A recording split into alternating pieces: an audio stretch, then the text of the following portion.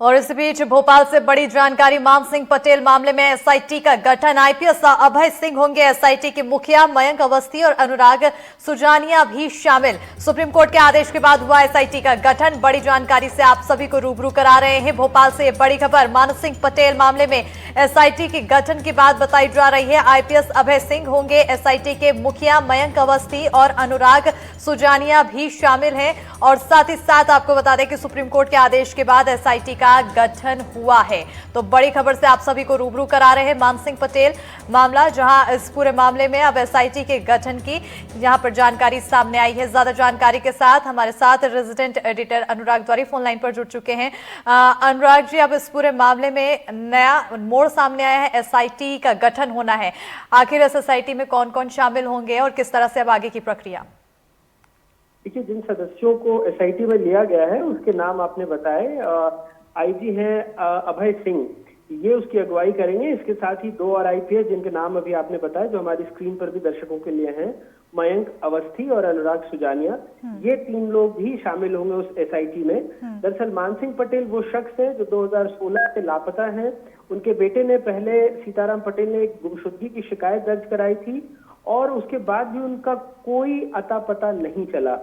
इस मामले में उस वक्त के वहां एक नेता थे, गोविंद सिंह राजपूत, जो भी मौजूदा सरकार में कैबिनेट मंत्री हैं, उनका नाम आया था और ये बताया गया कि मान सिंह पटेल की जो जमीन है सागर जिले में, उस जमीन पर अनाधिकृत निर्माण और अवैध रूप से कब्जे की उन्होंने शिकायत की थी।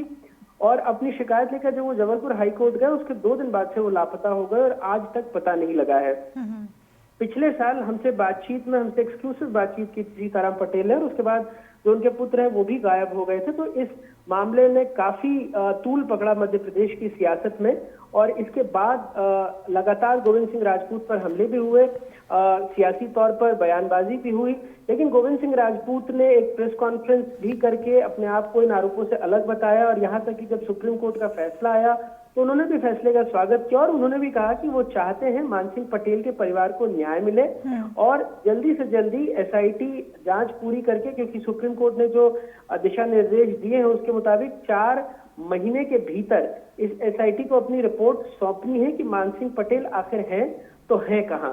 तो और जो गुमशुदगी की रिपोर्ट 2016 में दर्ज कराई गई थी, उसी को सुप्रीम कोर्ट ने कहा है कि आप इसको एफआईआर मानकर जांच शुरू करें, लेकिन किसी को नामजद न करें। जो अज्ञात लोगों के खिलाफ आप एफआईआर दर्ज करें और उसके बाद जांच आगे बढ़ाएं। तो अब चूंकि ये 4 वरिष्ठ आईपीएस अधिकारी इस कमेटी में, इस एसआईटी में शामिल होंगे, तो उम्मीद करते हैं कि रफ्तार मिलेगी इस जांच को। और मान सिंह पटेल कहां है, जो सवाल इतने सालों से बना हुआ है, आखिरकार उसका जवाब मिल जाएगा। बिल्कुल, कहीं ना कहीं जवाब तलाशने के लिए अब इस एसआईटी का गठन किया गया है। उम्मीद यही है कि जल्द ही उन सारे सवालों का जवाब तलाशा जाए और जल्द ही इस पूरे मामले में न्याय भी मिले। बहरहाल बहुत बहुत शुक्रिया अनुराग तमाम जानकारी देने के लिए।